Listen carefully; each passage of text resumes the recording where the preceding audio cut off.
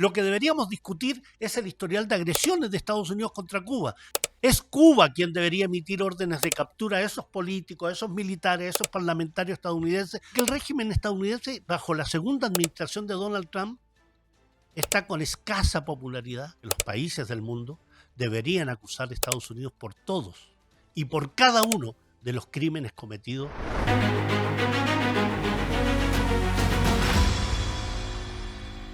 Estados Unidos quiere implementar con Cuba el modelo venezolano.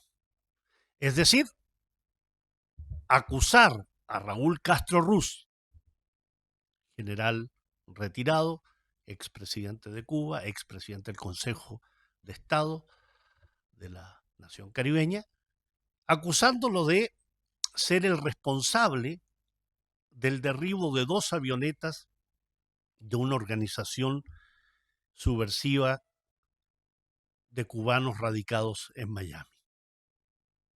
Estamos hablando del año 1996, 30 años atrás. Hoy merece la preocupación de Estados Unidos de acusar a Raúl Castro de estar involucrado, fundamentado en la posición que tenía el general Castro en la cadena de mando militar, audios que darían cuenta de la orden de derribar estas avionetas que violaron el espacio aéreo cubano a pesar de las advertencias, no solo el día que estaban esas avionetas cruzando el espacio aéreo cubano, sino las repetidas acciones de violación que esas aeronaves que partían desde Miami realizaban como provocaciones contra Cuba. El propio gobierno cubano se comunicó múltiples veces, en múltiples ocasiones, con las autoridades estadounidenses para solicitarles que controlaran a esa organización. Organización financiada por el gobierno de Estados Unidos. Un informe aeronáutico de una organización internacional de aviación señaló que, al parecer, dichas aeronaves estarían en aguas internacionales. Desmentido por las autoridades cubanas que mostraron el recorrido de estas avionetas, las coordenadas exactas de dónde fueron derribadas a pesar de las advertencias. Por tanto, este Estados Unidos que sigue acusando a Cuba de representar un peligro para la seguridad nacional de Estados Unidos, nos habla de justicia. ¿Y de qué justicia nos puede hablar Washington, nos puede hablar los gobiernos estadounidenses? Si tomamos en cuenta las múltiples agresiones, no solo contra Cuba, la guerra de agresión contra Irán, la invasión de Irak, la invasión de Afganistán, los ataques contra Libia y la agresión y violación del derecho de la nación libia que terminó en un estado fragmentado. Serbia, en los años 90, por rememorar los años en que se habla de esta avioneta. ¿Cuáles son las prioridades de la justicia estadounidense respecto a Donald Trump cuando el caso Epstein todavía está ahí, sin que se logre una solución a los centenares de casos de violación, de acoso sexual, de abuso sexual, en el cual está involucrado el presidente estadounidense? No hay ninguna justicia que nos pueda mostrar Estados Unidos. Lo que hay que modificar es el análisis histórico respecto a los hechos que tienen relación con Cuba.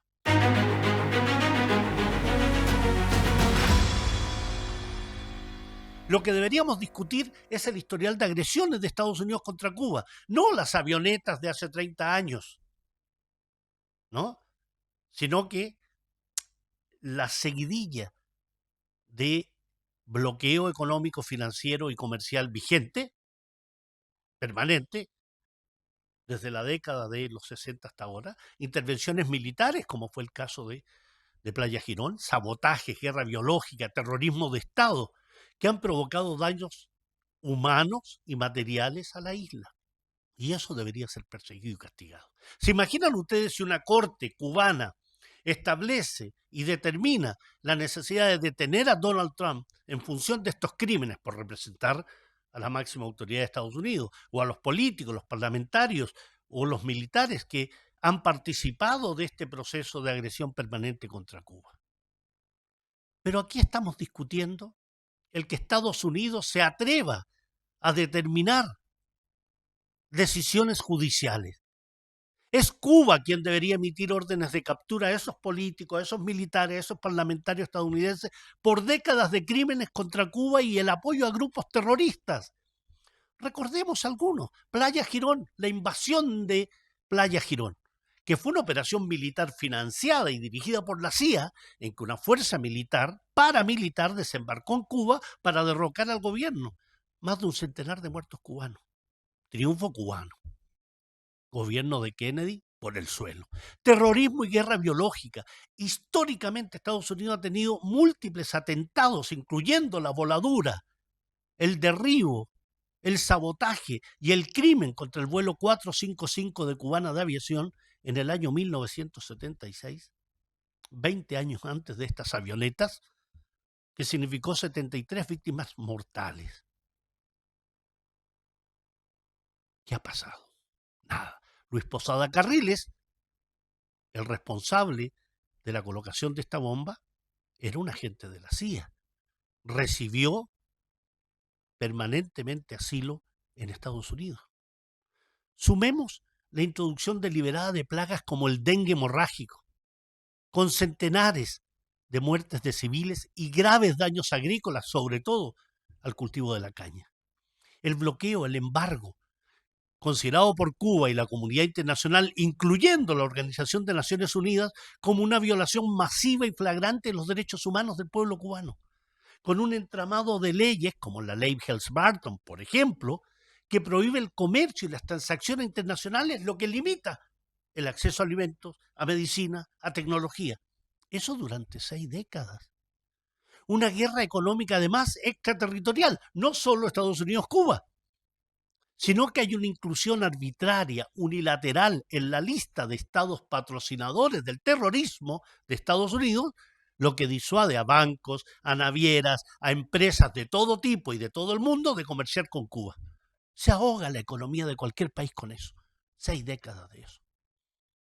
La base naval de Guantánamo, con la ocupación ilegal de más de 110 kilómetros cuadrados de territorio cubano desde el año 1903, que está mantenida en esa condición contra la voluntad de Cuba, y donde Estados Unidos no solo tiene una base naval que ha servido para los golpes de Estado, invasiones y agresiones contra el resto de Latinoamérica, sobre todo en el área del Caribe, de América Central, sino que además instaló un centro de detención internacional. Recordemos lo que significaron los centenares de presos musulmanes en esa cárcel de tortura. Agresiones a la población, a la industria azucarera, bombardeos aéreos contra ingenios azucareros, zonas pobladas, que solo en los primeros 5 años de la revolución trataron deliberadamente de destruir la economía cubana, provocar pánico, dejando centenares de campesinos asesinados.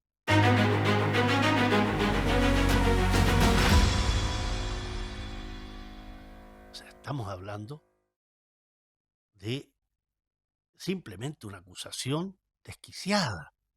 Pero lo que hay que preguntarse es qué hay detrás de esta decisión absolutamente extemporánea, pero además ilegal absolutamente. ¿Por qué Estados Unidos quiere hoy reflotar un caso de hace 30 años? Porque el régimen estadounidense, bajo la segunda administración de Donald Trump, está con escasa popularidad, está cuestionado por la guerra de agresión contra Irán, está cuestionado incluso dentro del propio Partido Republicano, está cuestionado en materia económica y la posición de debilidad en materia internacional con sus aliados europeos, pero sumiso frente a la potencia que es la República Popular China. Se vienen las elecciones de medio término, a portas, en noviembre, lo que está revelando con esta acusación contra Raúl Castro una estrategia electoral destinada a obtener rédito político doméstico en Florida, en el estado de Florida. Mostrar una postura implacable contra el castrismo. Y con eso consolidar, aupar, atraer el voto del exilio cubano de línea dura en el sur de Florida hacia la administración de Donald Trump. Apoyo para las elecciones que se ven difíciles para Donald Trump, ¿no? Pero también con ello influir en las comunidades de venezolanos y nicaragüenses con un gran porcentaje de apoyo a la derecha más dura de Estados Unidos. Esas comunidades que absolutamente salían a la calle con banderas estadounidenses y con imágenes de Donald Trump, son las mismas comunidades perseguidas por Donald Trump, los inmigrantes, ciudadanos de segunda categoría, que apoya a Donald Trump a pesar que esa derecha trabaje por la deportación de los inmigrantes. Pero bien sabemos cómo es la historia del tío Tom, ¿no? El esclavo, el que está sujeto al dominio del esclavista, ese esclavo ama a su esclavista. Así es, malinches, cipayos.